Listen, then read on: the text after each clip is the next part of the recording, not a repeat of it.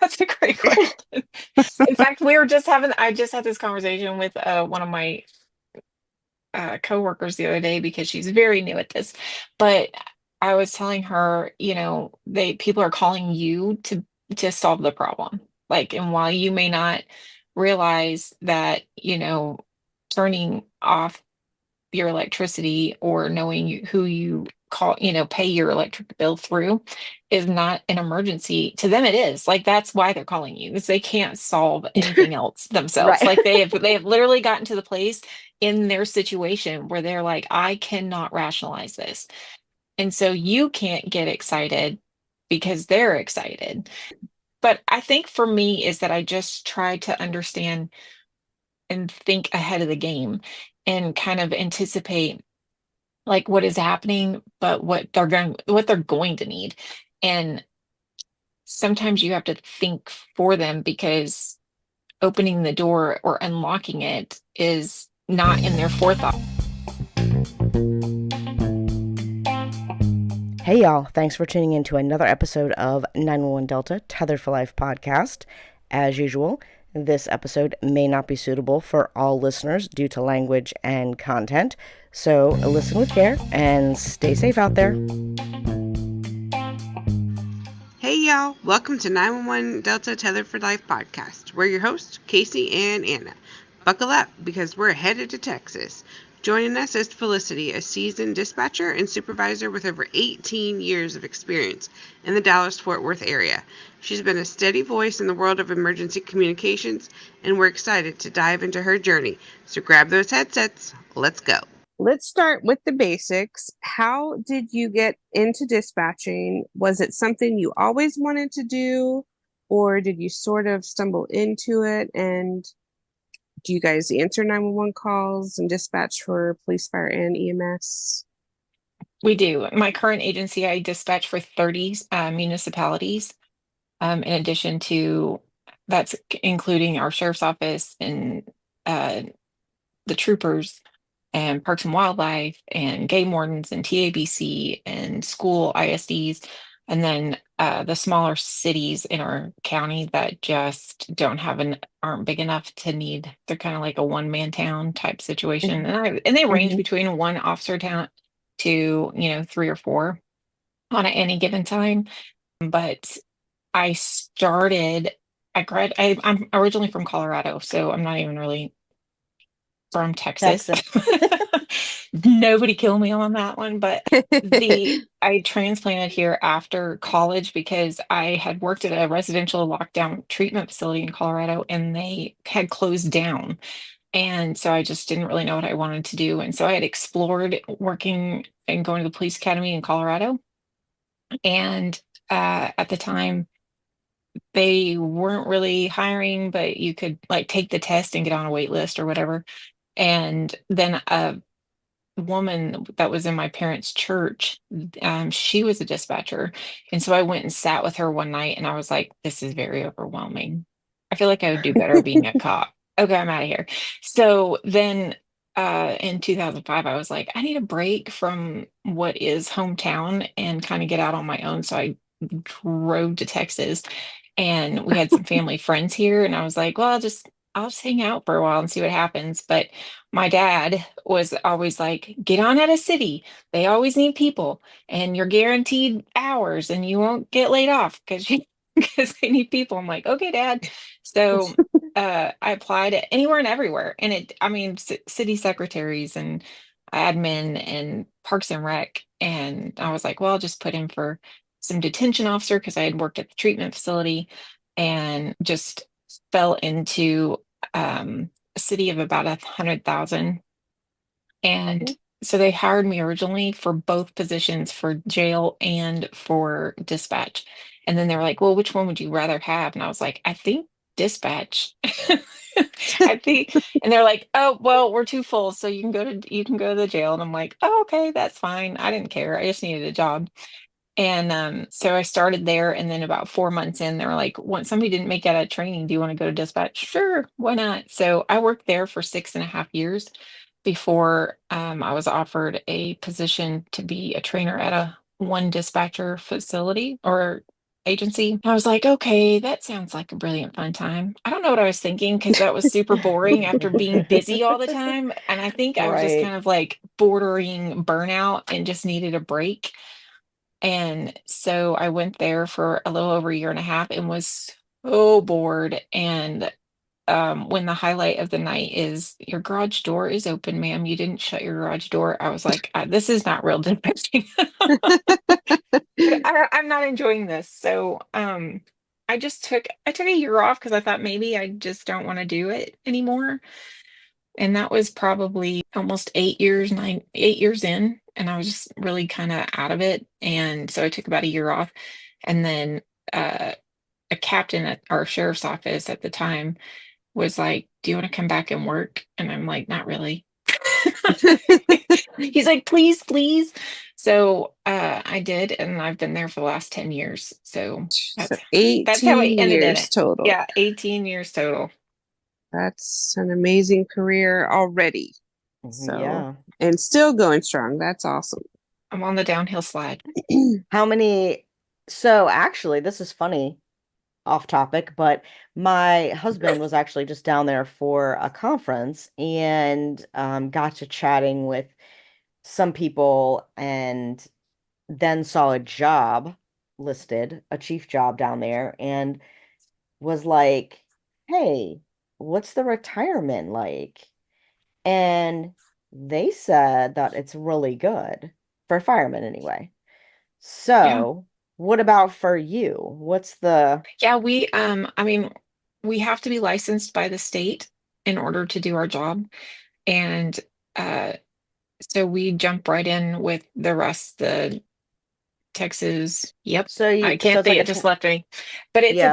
it's a 2 to 1, and for the county and most of the cities are 2 to 1.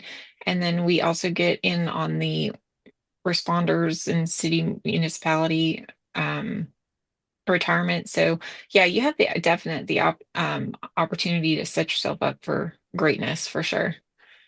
Yeah, That's and good. is it 20 years regardless of Yes. age? Hmm. Yeah, see that's a sweet 20, deal. 20 Yeah, years of that is service. That's what sweet. I'm just like, can I just get to the 20 years part? Just Right. Shoot. Man, you're Yeah. almost there, man. I know Almost there. I'll Jeez. be almost 47 when that Well, happens. So that's pretty good. Yeah, that's yeah, awesome. it's really not bad. Not at all. Cool. So for those who might not be familiar with that area, can you describe a typical shift for a dispatcher? What's your We do, workflow?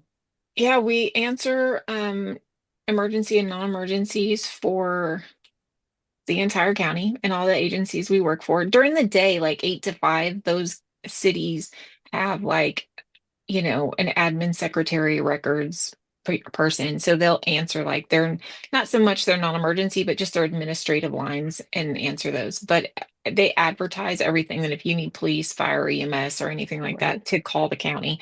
So they all, we answer for them. And then at night, all their phones get forwarded to us. So records and warrants and all that stuff that they're looking for, it just comes to us. So we answer all of them. And then we dispatch for 13 fire departments with a total of 19 stations.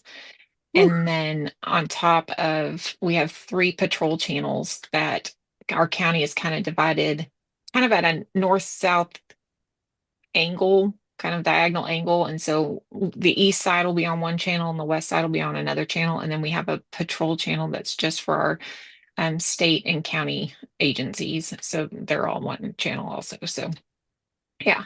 So we have right now, we would really love it if our staffing was up, but as everybody else in America, everybody's hurting for dispatchers. Um, we average generally when we had a lot of people, we would have 7 people on duty at a time. Right now we're running with about 5, sometimes 4. And so Sounds um familiar. yeah, Yeah, we're right. really feeling it right now for sure. Like we're exhausted, but I mean we're making it work.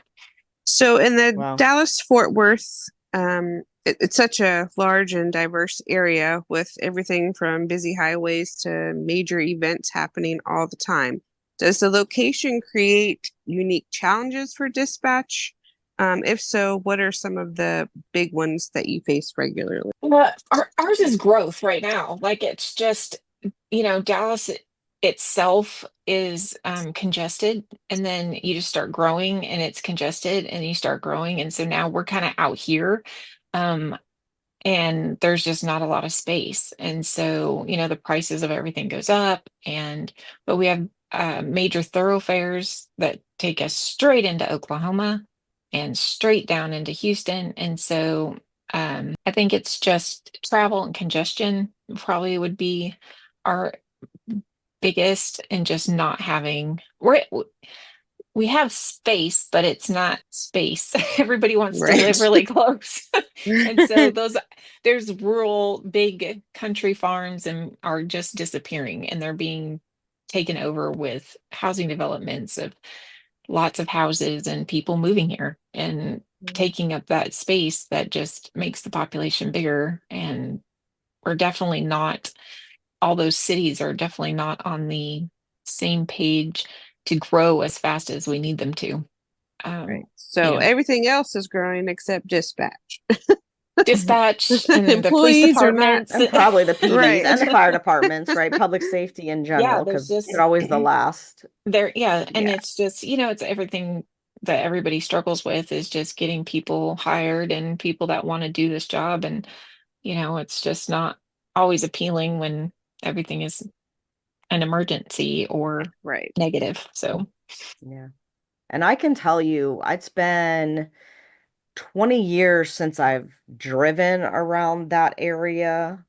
But for our Virginia people, y'all think the mixing bowl is bad? Look, Oof. DFW is like four of those in a thing, and it's a hot mess. And that was 20 years ago, so I can't even imagine now what Mm-mm. So way I what was a that's kid when like. my family lived here in the 80s. And so I can Mhm. remember being like 8, 9 years old and living here, and people would make reference to the high five, and that was like one high five. And now there's 50 high fives. Oh And my it's God. the exchange of highways that they just keep building on top of each other to stop people from having traffic lights so everybody can just keep Hmm. moving and there's no congestion. And so it's funny to me because, our county has a high five, and it's a giant overpass of the mixing of like three Ugh. major thoroughfare highway Yep. tollway areas. And, you go down into Dallas County and they have multiple high fives, and Fort Worth has multiple high fives, and Arlington. It's just, it's Mm-mm. it's absolute chaos. Like there's just people everywhere. Well, I would not like that because we just dropped my daughter and her boyfriend off in Baltimore, Maryland on Sunday because they left for a cruise. And when I tell y'all that our asses got fucking lost Oh, just coming out of the Baltimore. port, and No, I was Baltimore is so its own beast. stressed. Baltimore is its We own ended beast. up in Washington, D.C. Then I think we were back in Maryland, and Way then to we miss hit that exit. Virginia. And I'm like, oh my God. We didn't get home till like 6:30 at night, and we had left like before 10 o'clock Sunday morning. So I look, I live under a rock, so my ass does not travel, and that was stressful. So I cannot even imagine what Oh my Texas I'm with God. must be I'm like. with Anna for Baltimore being its own chaos. Like Ugh, it's a whole different Yeah. ball game there. it was terrible. I mean, getting there was fine. We did great. But then I thought, oh, well, I don't want to spend 3.5, 4 hours going back, not taking highways and stuff, because that's what it had said. So I flipped the GPS to, now we're not going to avoid highways yet. Well, that fuck shit up real quick. I mean, we ended up going downtown, I'm assuming still in Maryland, but we saw prostitutes and crackheads. And Oh I yeah, mean, good I'm part. just Yeah. like, oh Hmm. my God, can we That'd please be get out South of Dallas here? for us. Yeah. Yeah, right. Shit, I just want to be home. Yep. Is And that then where we the have to do it again Sunday. That's okay. is I'd that where answer. the is South Dallas where the convention center is? That'd be South Dallas for sure. If you get down to South Dallas, don't stop at the stop signs. Like do the rolling stop, because somebody will just Yeah. try Ugh. to come get in the car with you, and you don't want that. So Oh, Yeah. heck I can no. Yeah. remember when I first moved here, I had friends that lived on the other side of South Dallas in one of the little towns, and they were like, when you come through, don't stop. Just keep going. I'm like, Right. what? Is that a thing? They're like, yes, just roll, like come to a stop, look both ways, keep going. And I'm like, okay. Yeah, my ex-husband um said that too. He was from there, and so he was in the army, and we drove cross country from Arizona. And then when Matt was down there, he's like, "Oh my God, what have they put us into?" And I was like, I don't know. I guess it hasn't gotten any better." But No, no, unfortunately interesting. not. And yeah, and to Casey's point about Baltimore, my mom worked for a real estate company, and they always had these big like regional training meetings, and one of her good friends was from the Baltimore office, and she lived in Baltimore, or maybe she lived right outside Baltimore, but she worked in Baltimore anyway. And I would get lost. My grandparents, all of them lived in Pennsylvania, and inevitably I would get lost coming back. Like if I didn't stay on 95, or if I missed the exit because I was whatevering, and this was before Siri. And so I got to the point where I would just like call Joan and be like, okay, I'm next to this. Like I've driven into downtown Baltimore again, and here I am. How do I get out? Because once you get in, if you come in off the highway from the north side, you Right. cannot turn around and go back Yeah. out the same way. So yeah. So I agree, Casey. That's a different beast there. Yeah. We But ended up in some tunnel that was underwater, and I thought that was yeah, only in Virginia yeah. Beach. Had no clue we Oh had that no. shit down there. And then I'm seeing a sign for New York. I'm like, oh my God, No, now you're where going the the wrong way. shit are we going? It's It so was funny. just, it was not good. So, Hilarious. Oh my but gosh. anyway, we But made it. anyway. All right. So Felicity, when you're dealing with emergency situations, staying calm is crucial. Do you have any techniques or tips that you use to keep yourself grounded and focused during high stress calls?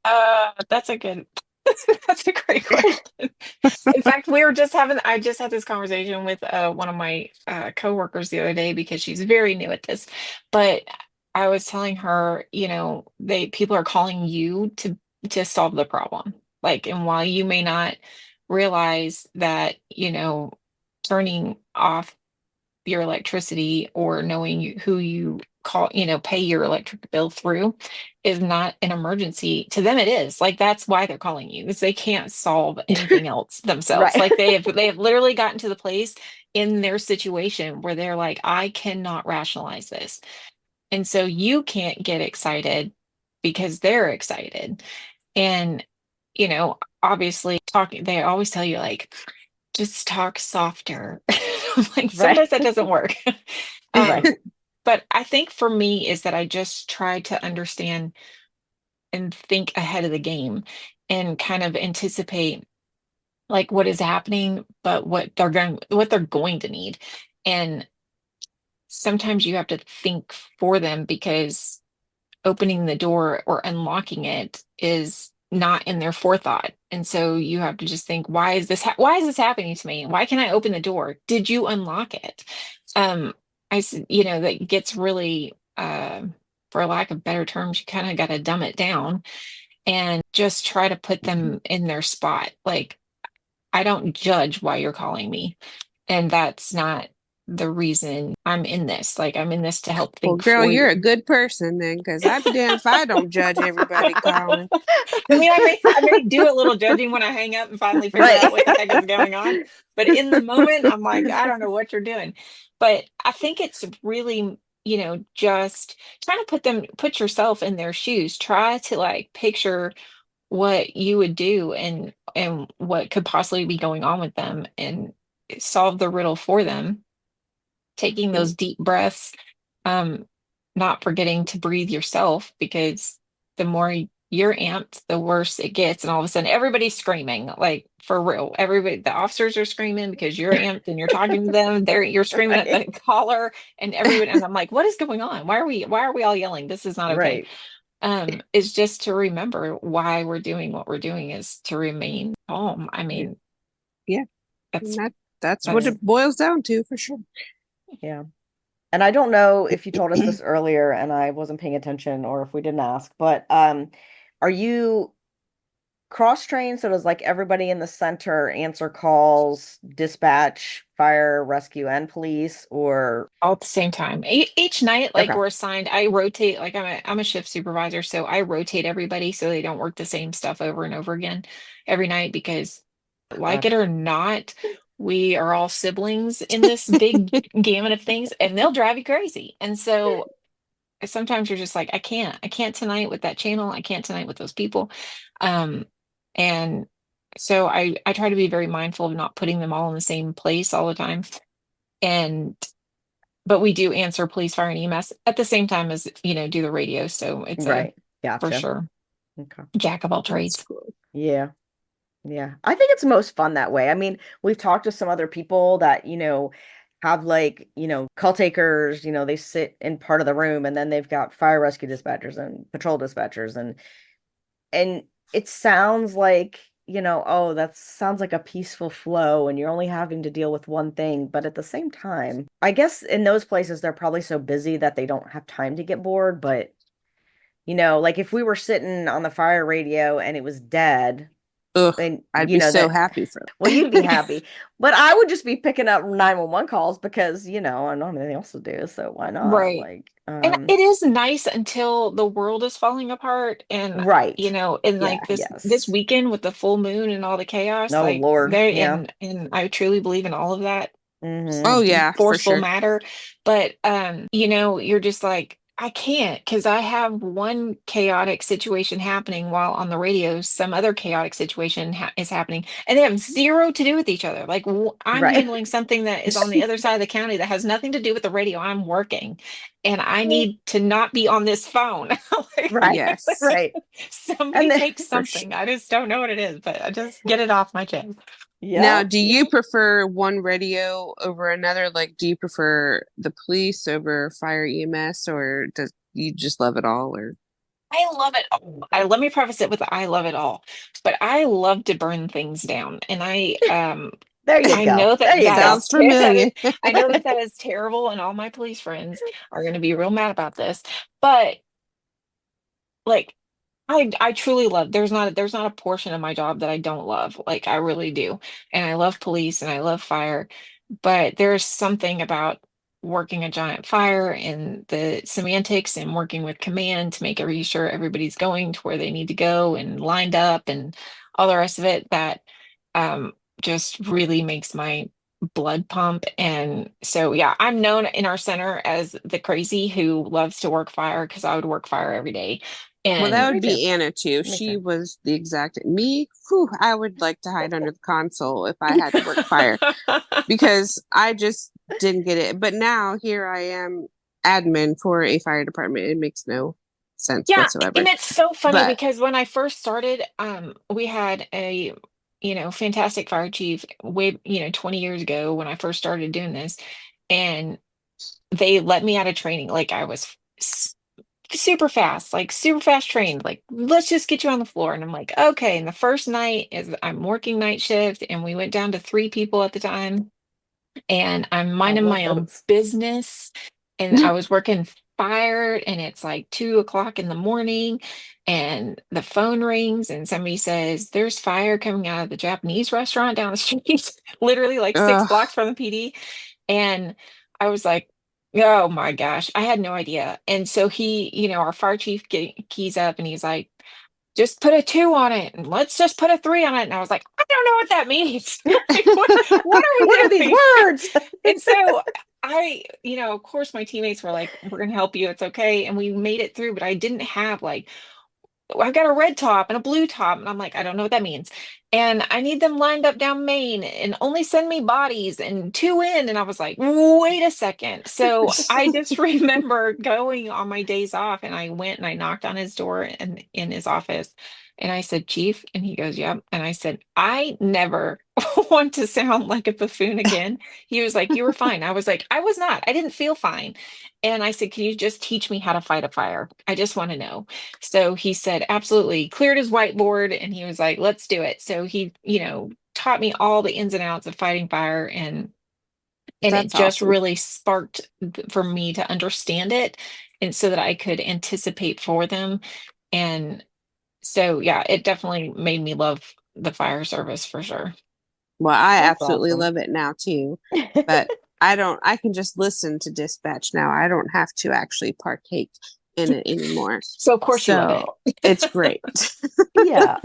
And the lingo, like everywhere in the country, can be It's the so same. different. Well, it can be the same, but it can also be so different. Yeah.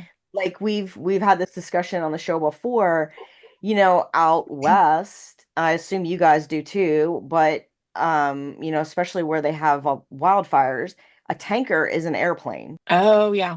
Okay. Yeah, see here, and they call what we call a tanker, which is a truck with a tank on it that carries water, they call that a tender. We do both. Yeah, see, and we would be like, I don't know what you need right now, but I don't have one of those. You know? And you I tell do me find it tender, and I'm like, no, I'm not dating nobody. Like, we're right. not. I do agree No. with Right. that. That's I vote against that. It is Right. funny because our some of our agencies have tenders, some of us have tankers, some of us have Interesting. trucks. They all have those things. Some of us have brush trucks and whatever. But there it will say like, get me a tender, and inadvertently I'll just tone a tanker, and they'll be like, County, we don't have a tanker. We have a tender, and I'm like, does it hold water? Right, Bring it. Let's exactly. You go. know what Like I'm talking I about. know. Right. I that I don't know, and but it'll be the same fire in one Right. department, 10 miles down the road that's going to be responding as a tanker, and this one is a tender, and I'm like, who cares? Just Right. go. Does it Just have water? go. Because in the Mhm. county we don't have fire hydrants, so everything Right. is relied on. It is Oh, relied on these that would tankers and suck. tenders, and so Yeah. it's just like, get me some more water, and I'm like, all right, Captain, I got you. Right. Right. That's why you do a tanker task force, Casey. I mean, come on now. Guess what? I never had to do that. Thank God. Thank Oh, God I did and not. I always think, like Felicity said with the like incident command and stuff, and then when you have a big incident that's either involves law enforcement and fire, or it's just a big, primarily law enforcement incident, and then they try to establish some sort of command, it turns into the most hysterical, at least where we were, it turned into it would just the most hysterical because they have no clue Right. like about it and they're trying to act like they do and you're like, "Oh God, Let me here we help you. go." Like, Let me help you. This is what right. I do. This is No, no, no, no, no. this is how I maneuver that. Is just, it's so funny because we have a lot of volunteer fire departments. Okay. So um that is also a thing. And so then Yeah. everybody goes, and then they'll be like, lieutenant's going, and the captain's going, and more Oh lieutenants. yeah. And I'm like, oh man, we got a lot of chiefs and not enough Indians out Yeah, I there. remember those days. Yeah. And so, and then, but they do fairly well, but every once in a while they'll be like, County, give me a rundown of what you have. And I'm like, and this is Oh the God, moment yeah. that they've lost count. Hmm. This is the moment command went left and we don't know what has happened to them. So, but yeah, no, they are all great, and no joke. I love all of them. We have definitely some that are very southern sounding and very firm, and Hmm. um just a big old accent and talk real slow, and I'm like, spit it out, let's go. And then you can tell the city fire departments that are a little bit bigger, they're a little bit more quick on the draw. But yeah. And we've had a fire chief say, I'm on my own farm, I'll just respond with my tractor. And sure enough, he did. And That's so cool. so Nice. there he is in his overalls and his tractor, and he's there to command the fire. And I'm like, what? It sounds great, chief. Oh my gosh. Well, it's funny because, the Virginia, at least in this part, I think when you go further south, they get into the slower draw. But like central, northern, western Virginia, they talk faster and they mumble and they run their words together. Yeah. And so you're like, I don't know what that is. And I was not from around here when I started dispatching. So I would be like, especially the jurisdiction that I started in, also, actually, the fire departments were all volunteer. They had career staff, but they basically staffed the medic units in the county. And so with SCBA on, I don't know what words just came out of your mouth, but it was not English. Like it Right. was, it took me a while to, get that ear to be able to know what in the hell were they were saying because they mumble so bad. So I appreciate that with at least the majority of the career people tend to be a little bit better on the radio. I'm not gonna say they all are, but they tended to be back then. Um, We laugh because my dad is originally from Maine. So that's oh where I'm goodness. originally from. And then my mom is family's from Texas. They met in college in Missouri. And so that's how Oh they ended Oh up wow. my together. gosh. But they so the random East Coast talk Hmm. with that draw is I can speak it because that's the all my dad's side of the family speaks that way. And then, Right. the Southern is definitely my mom's side of the family. I could speak that also. And when I first started, we had this influx of people from New York that came to Mm. live here, firemen and police officers after 9/11. Hmm. And so they all came down here. And to this day, you get them on the radio with their Oh New yeah. York accents, and they're like, "Where are they from? What are they doing here?" And I'm like, "That's so funny." I'm like, "Oh, I understand them." It's Ah, fine. yep, yep. Oh my gosh, that is funny. So let's talk about training. What kind of training did you go through to become a dispatcher in the Dallas-Fort Worth area? And is there ongoing training or certifications that you have to maintain? Yes. So the state of Texas has passed several years ago that we would be licensed. And so there's different ranks. I have a basic telecommunicator license, I have an intermediate, I have an advanced, and then you get a master's, just like in police services. And it's kind of set up the same way, like you have to have so many years of experience and so many training hours every year. We have to have of course, so many training hours just to keep our license up to date. But when I first started, that was not a thing. And so we didn't have to be licensed. You just, went, there's a 2-week academy that we put people through that teaches them how to answer 911 and what it kind of is like, the liability of being a dispatcher and liability we take on by giving instructions and doing EMD. And they do all of those things in a 2-week period at our county, the people that maintain 911. My brain just went blank, but they do a lot of our training facility for the whole county, for the whole district. And so we send them there and then we do everything on the job. We do, there's 4 different phases. And you go in and we start you with phones and not just non-emergencies, taking everyday calls. And then we boost you up to 911s. And then we say, okay, let's complicate this and add you to a patrol channel, or we'll put you on fire and teach you just to keep building, doing those building blocks of skills along the way. So when I first started, my training was supposed to be like 6 months. Mine was 93 days. So I Wow. I just picked it up and they were like, okay, you got this. And I'm like, but do I? Okay, sounds good. Right. Let's just wing Yeah. it. But now we go for our agency now, it's close to like 8 to 9 months and of just, everything because there's just a lot. It's just a lot. It's Yeah. a lot of different because we have so many different departments and different areas and we dispatch for so many different things that it covers state agencies and lakes and the county and troopers and cities and just keeping all of those jurisdictions and all of those rules and regulations straight, and then building on top of, can you answer the radio and answer the phone, can you be on the phone and answer the radio? um so anywhere right now it's probably 8 to 9 months, and on top of we do yearly training and submitting for further education and then get your license. And you have to have your license within the first year. So just Gotcha. like an academy type situation.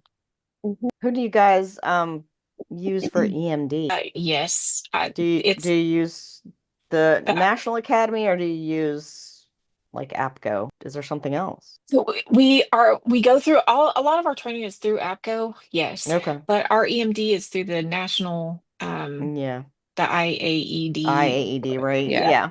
Okay. Like those acronyms, I'm on my day off. They all left I my brain. know, right? Yeah. So we go through our medical EMD through the Through IAD. them. Yeah. Yeah, That's what we did too. but we don't do the police part. Do you do We just fire? Do you do EFD? no. Mm-mm. Yeah. Good for you. Because that one sucks too. Yes. No, I like, and I'm thankful for that too. Like, it's such a such a double-edged sword there. Like, it's great to give guidance, but I don't want, in my mind, I don't want to commit my questioning in a situation for police or a fire because I haven't Right. gotten to that question yet. I don't like, I can't get out of the house. Right.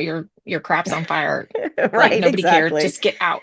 I Right. don't want to be so honed in. I understand the medical part because Right. there's just a lot of Yeah, and if you're on the to a phone, lot like more I to feel that. like if you're dispatching fire and you're on the phone at the same time with somebody whose shit is on fire, like I just want to get the fire trucks down the road. Like Yeah. I don't need to answer, I don't like stupid questions. Like I just let's get the fire trucks going and you get out of your whatever's on fire, right? Yeah.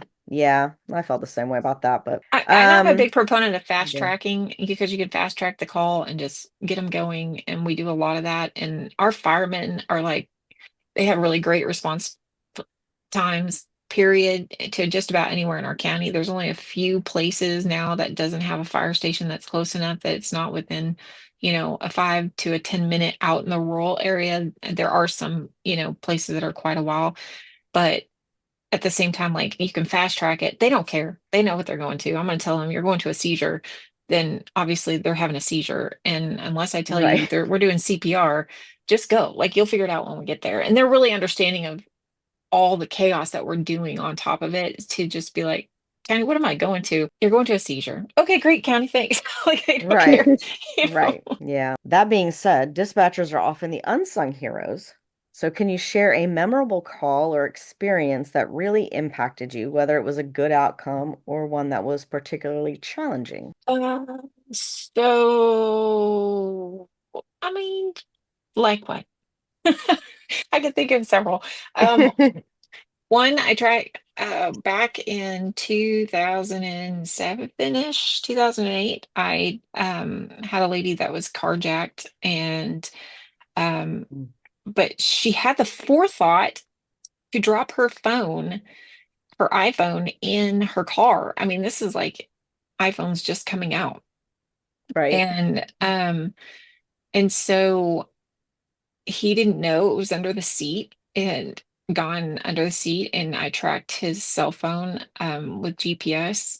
He had a gun, he had taken her phone, he had taken all kinds of stuff, and he had assaulted her. So we tracked the phone. In fact, I think it even went to Supreme Court at some point as being kind of setting the standard for, these big felony type things. But we tracked it and tracked it and tracked it and as to drive all around Dallas and then come back to the town and go to a park. And so I was like, oh my gosh, we had Dallas SWAT like on standby. And we were like, you're going to hit this area because I have tracked this phone. He was like, got it. It's down in the chop shop area. We'll be happy to do it. They literally were about to make this call. And I was like, let me ping it one more time just to be on the safe side. And I'm like, never mind. He's coming back on, on the Oh highway my back to us. gosh. And I was like, just wait. But yeah, that was a kind of a fun one that, and we walked up to him and we're like, did you steal this car? And he was like, what? And I was like, what, that phone you're on? Does it have a picture of a dog on it? And he was like, yeah. And he was like, okay, you're under arrest. Like, Oh this my whole thing, like, gosh. it's so crazy. Um, Idiot. yeah, super dumb. Right. He did some jail time there. I think the other one that most I just testified in court on this is a guy that called one night. We were sitting around minding our own business, and the phone rang, and I just happened to pick it up. And um, the guy confesses to killing his girlfriend and her son. Mm. Ugh. And I was like, wait, what? And he's like, yeah, I killed her. And so I just talked him through it. I had him, I asked him all the questions, like, why would you do that? Like, tell me what happened. And so he tells me why he did it.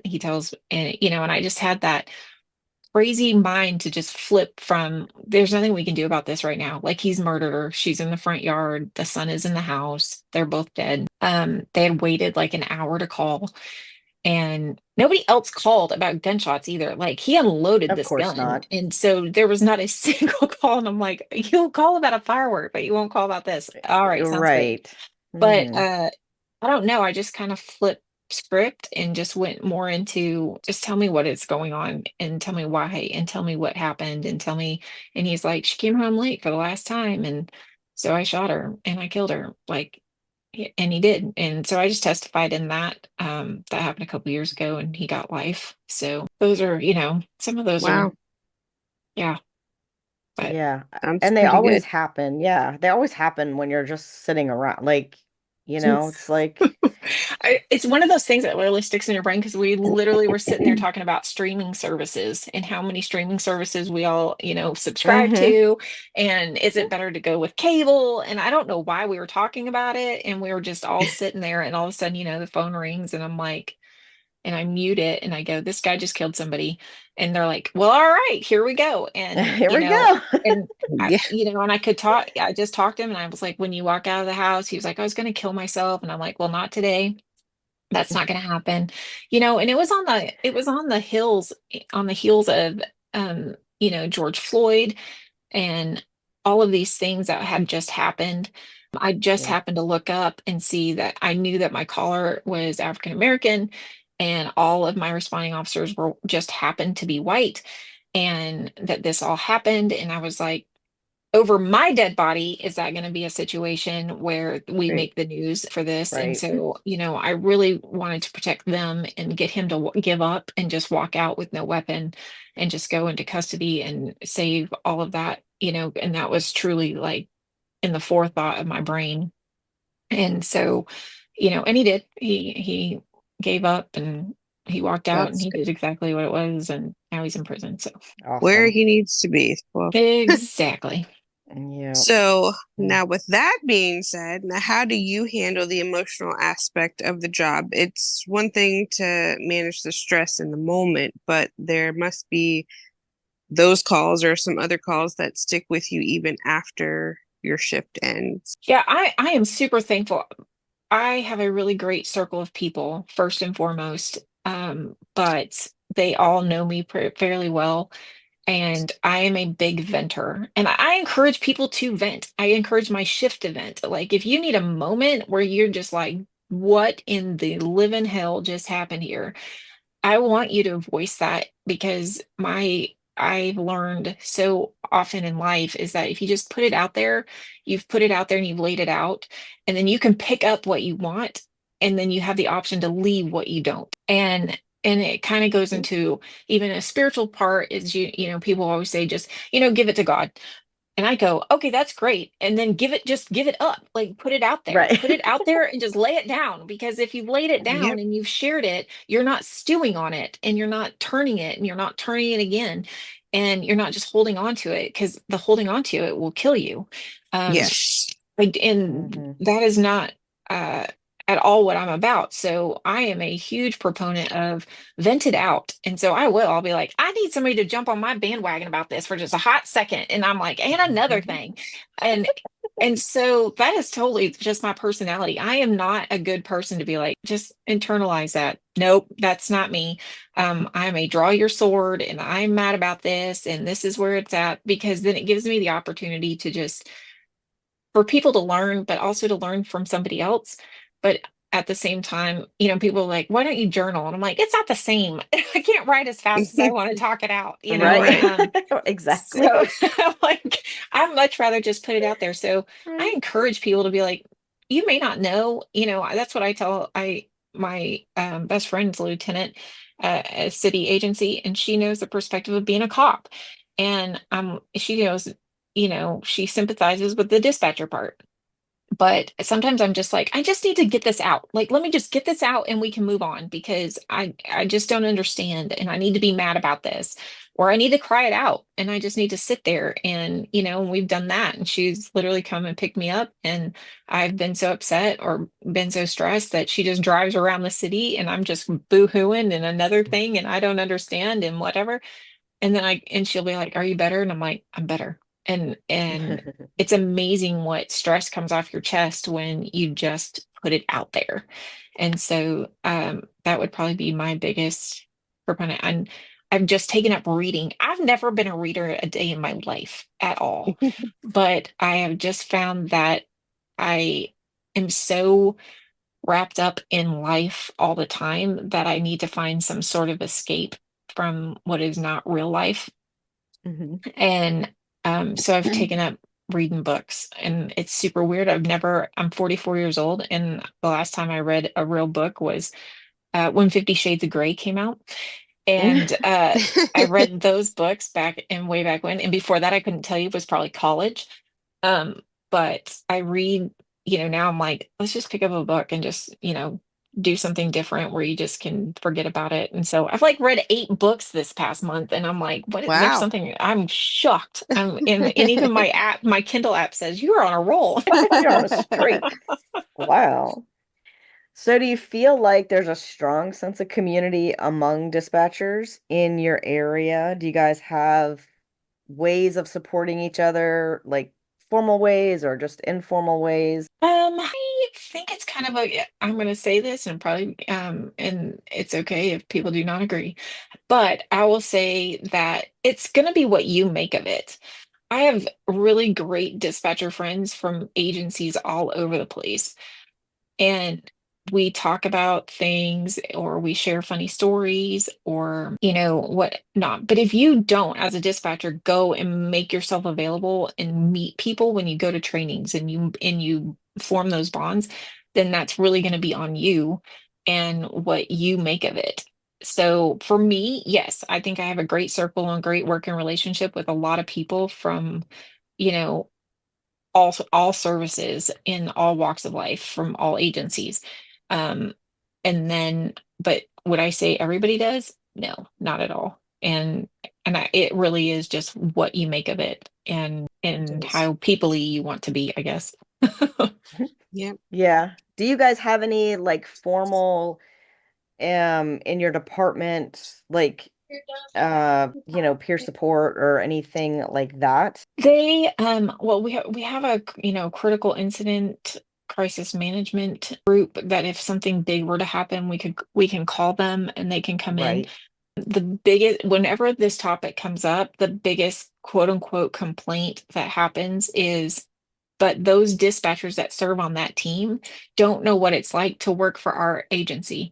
And it's true. I mean, the majority of them are going to come from an agency that's a one man, not a one man band, but like a one agency, one fire department agency. We work Interesting. for 30. And so it's a lot of those. Are they really going to understand?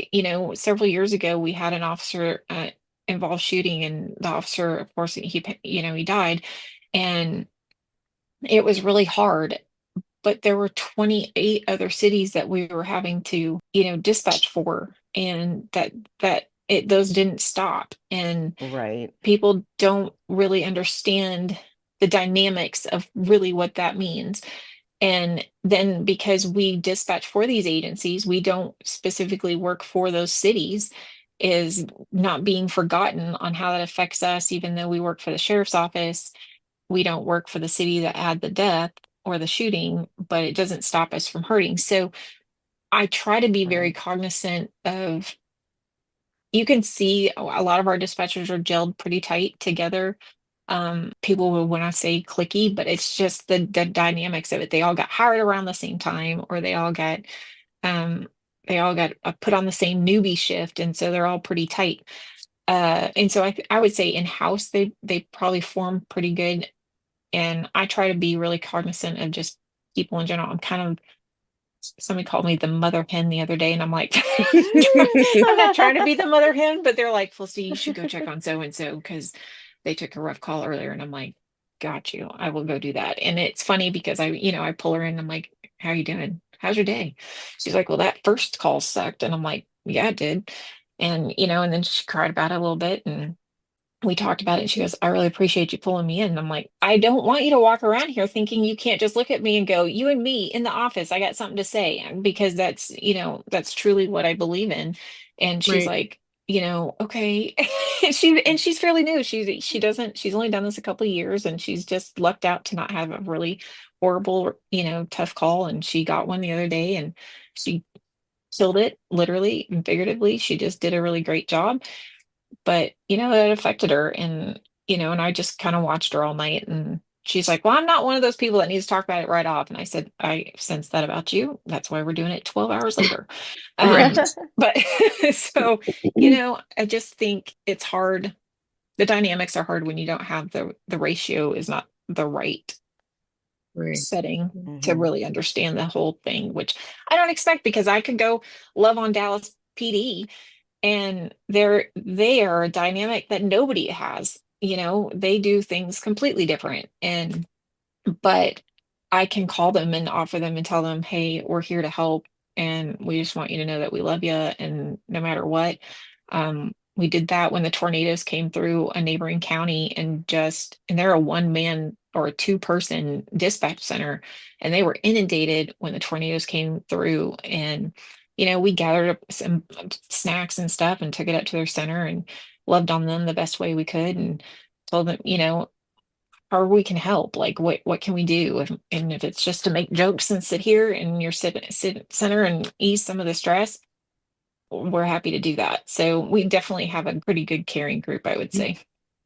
That's good. Now, do you Yeah. think the general public understands the role of a dispatcher? And what are some of the misconceptions you wish people knew the truth about?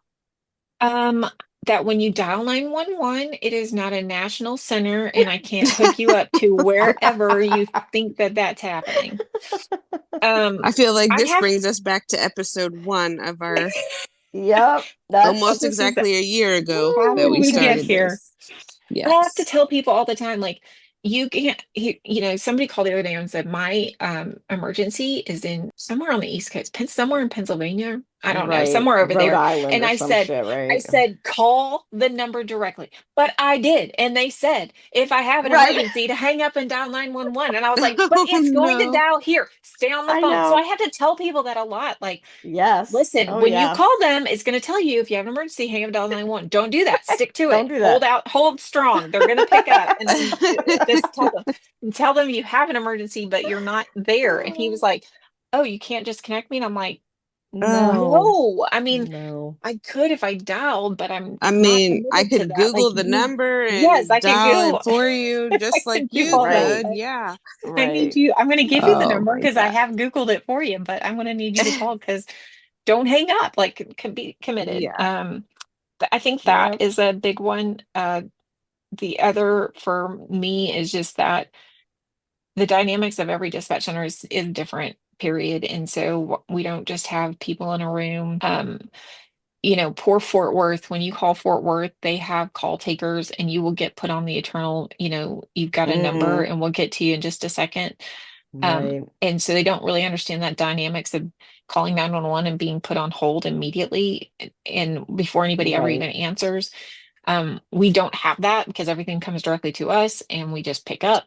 And so everything is different. So you can't go into it thinking it's all the same, because it's not. Everybody has different things. Yeah. All right, so before we wrap it up, for anyone Yeah. listening who might be interested in a career as a dispatcher, what advice would you give? And is there anything they should know before they consider the job? It's a lot, and it's a lot of commitment. That would be my biggest thing, is people get into this thinking, well, my holidays will be off. Nope, 24/7. My weekends will be off. Nope, 24/7. And I'm 18 years in, and I still work part of every single weekend. And so there's that. There's a lot of commitment, and it kind of envelops you. Like, you become a dispatcher, and it literally becomes a part of who you are. It's not just a thing you do, it's who you are. And the other part is that it's okay if you get into it and hate it, or you get into it and go, this is not for me. We would rather you just say that and acknowledge it, and be like, I would rather go flip burgers, because sometimes I say that still, than do this. But I think it's okay. It's okay, even in police work or fire agencies, to go, okay, this is not what I thought. or it's too much for me, or I just can't handle it, nobody, no one is going to judge you for going, this is not for me, and walk away. It's okay. The- It's okay. yes. Because I think of people who are like, I don't want to fail at this. And I'm like, that's fine. Nobody wants to fail, but sometimes it's just not for you. It's not failing. It's just understanding that Right. this is not your genre of things to do in your life. And that's okay. That's nobody, and then some people get into it and are like, I absolutely love this. And this is easy, and I think it's easy, but it's my second nature. And I just fell into it and loved it. And it was where I was supposed to be. And some Yeah. people have to fight through it. And some people are like, nope, I'm out. Like, no, I don't I want mean, to I used don't to want to do love this. it, but it is still a very much so a big part of, who I am, even though I'm not dispatching anymore. But, I didn't go too far out of it by working now for a local fire department and admin. So, I still am kind of in it, but I still go through the emotions like every other dispatcher would still. But it does actually mold you into a totally different person than when you start. That's for A sure. 1,000%. That's been the hardest Yeah. thing for my Yeah. family, my parents and stuff, is that, you know, they don't understand why I don't want to talk on the phone. Oh, Yep. they don't get it. They absolutely don't. And, 18 years in, Yep. and my dad will be like, "You awake?" And I'm like, "I'm gonna regret answering this, but yes." And then immediately my phone rings, and I'm like, I don't think that was an Right. invitation for you to call. But Right. so that's it's a hard thing for your family to not understand, is why you miss all the birthdays, or why Christmas is on a different day for y'all, or Right. Yeah. Yeah. Thanksgiving. That's hard. That is, for sure. I think that's why we kind of gravitate to each other and become each other's Hmm. support and each other's family, is because we're like, well, we know that, Christmas is going to be on, Thursday, when it was really on Monday this week. And, we're like, we understand. It's okay. We got this. So, For sure. Well, we want to thank you so much for sharing oh, your experiences with us today. thank So you. Yeah, I'm excited that we finally got somebody. We had Colorado before, but we have had Colorado, but not yeah, quite as far as Texas. yeah. So I'm Well, that's super excited. fun. That is Yeah, exciting.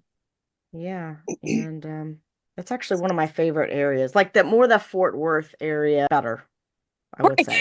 The But stockyards yes, and the yes, ranching. Yes, I get it. that's more my jam. Thank you for all the work Absolutely. that you do, and thank you for entertaining us for an hour.